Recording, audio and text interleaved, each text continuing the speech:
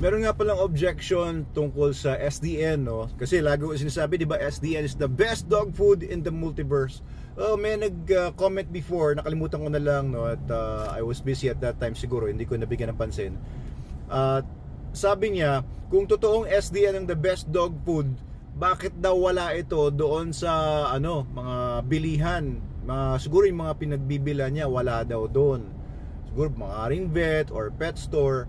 Ganito po kasi yan, guys, no? Marami kasing mga vets or pet stores. For example, ito, meron akong kausap, no? Itong kaibigan ko na ito, klase ko na ito, ay sikat na veterinaryo ito. And sabi ko, bro, baka pwedeng i-carry mo yung dog food ko. Sabi niya, bro, hindi pwede kasi naka-tie up ako sa dog food na ito, ibang brand. And yung mga ibang brand po kasi nakalaban namin ng mga dog food, mababa yung quality nila, hindi sila ganun kaganda. Makikita nyo naman sa ingredients list yun eh. Pero ang laki ng pera nila. They are being produced by multi-billion dollar companies, multi-billion dollars na international companies ito, na ang laki ng budget nila for marketing, no? Marketing includes hindi lang yung pag-a-advertise, kundi yung pakikipagkontrata sa mga veterinaryo, sa mga sikat na pet store chains, na sila lang ang ikikerry ng veterinarya na ito, for example, kagaya nung sa kaklase ko, and hindi natatanggap ng iba. Ganon sila, binablock na nila yung opportunity for other brands to be sold at the stores na hawak nila. May kontrata yan. So, doon sa kontrata, syempre, pipirma naman si vet dahil makakuha siya ng maraming freebies, makakuha siya ng mga benefits bilang distributor ng brand na yon, etc. Meron pa isa, halimbawa, example na naman ito. Isang malaking distributor ng mga dog food and pet supplies somewhere dito sa Luzon lang naman. And, gustong-gusto niya mag-carry na nung SDN. And then, ang nangyari, nung nalaman nung isang brand na kinikerry din nila, distributor din sila ng isang brand na ito ng dog food, na malaking kumpanya din ang may hawak, pinatigil sila. Parang ang sabi ay kung mag-carry kayo ng ibang brand, is aalisin yung distributorship ng brand namin sa inyo. Kumbaga, mawawalan sila ng opportunity doon sa brand na yon. And opportunities include yung discounts na nakuha nila, yung marketing support na nakuha nila, yung pasweldo sa mga empleyado nila na nililibre nitong ibang brands. So, paano ako makakalaban noon? Maliit lang po tayong kumpanya, aminado tayo dyan, hindi tayo multi-billion dollar company.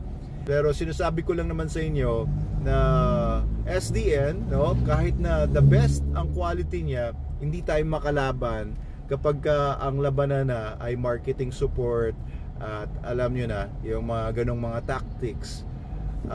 Kung kaya kong gawin nyo, meron akong bilyon-bilyong dolyares in my disposal na pwede kong gamitin for marketing, maybe I would also do that, no? Syempre, lalaban ka, pero wala tayong ganon.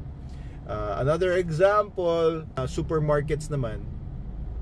Kailangan namin ng mas malaking PC dahil magko-consign kami. Ang gusto nila consignment sa lahat ng mga branches nila. Tapos they are known to pay after 4, 6 months or maybe even more. Bago ka mabayaran doon sa mga isang katutak ng produkto na ibibigay sa kanila, ay ang tagal, bago bumalik yung pera mo. Mamamatay po kami nun kasi yung budget namin limitado lang at umiikot lang po yung pera namin na yan. Hindi po namin kaya yung ganong kalaking pagpuhunan sa mga ganun. Tapos kailangan nila magandang packaging, and yung packaging natin, kita nyo, murang-mura lang, naglalagay lang kami ng sticker. Although ngayon yung packaging namin ng SDN42 na 5 kilograms, pinaganda na namin. Pero ang laki kasi ng puhunan kapag magpapagawa kami ng isa pang packaging na gano'n. Bawat size ay i-invest kami ng 600,000 pesos. Mabigat yun para sa amin bilang isang maliit na kumpanya lang compared sa mga multi-billion dollar companies. Okay, so hindi kami makalaban sa ganon. Tapos ang laki pa ng hihingi nilang porsyento. Meron 25% na na discount para meron silang kikitain. Merong 5% marketing support, 3% ganito new product placement, kung ano-ano, tapos babayaran mo yung shelf space at iba-iba pa. So medyo mahirap po talaga yung medyo tricky at mahirap yung laro sa distribution ng mga products, specifically sa dog food.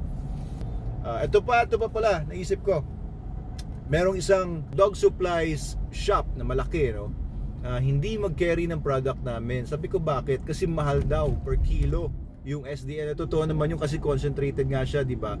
Pero I'm sure alam nyo kung bakit mahal siya per kilo. Tapos nakakatipid ka naman per day or dahil sa gamit ninyo. Ayaw na daw nila na mag-explain sa mga customer. Yung ilalagay nila mga produkto doon sa shelves nila, dapat yung tipong mura tapos bibili na lang ng customer. Ayaw na nila mag-explain na kaya po mataas yan per kilo, ay ang protein po niyan is 42%, walang extenders, etc. etc. Hindi na nila gusto mag-explain. Ako lang imedsagang mag-explain tungkol sa SDN dito sa mga vlogs ko. And yun nga, mas preferred namin ngayon na magbenta through our distributors kasi sila gumagawa ng trabaho sa amin sa mga ibang mga lugar. Like meron kami distributors na mga qualified distributors sa Manila City, Quezon City, Angeles, and San Fernando, Pampanga, pati po sa Malolos, Bulacan.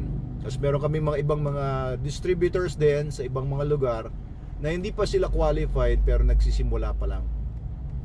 Tapos pagka magbenta naman kami ng products ngayon sa Shopee o Lazada, sa TikTok, ang liit lang ng kinukuha ng Shopee, ng Lazada at TikTok, kaya mas preferred namin. Di ba kasi sa Shopee, Lazada at TikTok, kung ganito yung profit margin namin, ganito makakuha namin out of the sales doon sa mga online shops na yan. Pero kapag ganitong kalaki profit margin namin, tapos binibenta namin through supermarkets, mga dog supply stores, etc., ganito na lang nakukuha namin. Sa mga distributors, ganito na lang nakukuha namin sa profit margin. Kaya talagang mahirap talaga. Nagpapaikot lang kami, tapos maliit lang yung profit margin. Napupunta lang sa mga pasweldo namin and mga expenses sa operations, etc. Ang dami ko na sinabi, pero yun po yung dahilan. Basically, binigyan ko lang kayo ng idea kung bakit SDN is really the best dog food in the multiverse. Yan ang ginagamit ng Manalo Canine for 9 years na, purely sa lahat ng aso namin, and nakita talaga namin yung resulta sa mga puppies, sa mga toy dogs namin, sa mga big dogs, sa mga working dogs namin, sa lahat ng mga aso. Napakaganda talaga ng resulta kapag SDN 42 yung ginagamit ninyo. Kahit SDN 28 or SDN 21 kung yun ang type ninyo, better yan sa mga ibang mga dog foods na makuha nyo sa market nyo. Pero ang problema nga, bakit nga hindi mabili sa mga bilihan ng mga dog food na nandun naman yung mga ibang mga dog foods? Yun po yung sagot ko sa inyo tungkol sa issue na yan.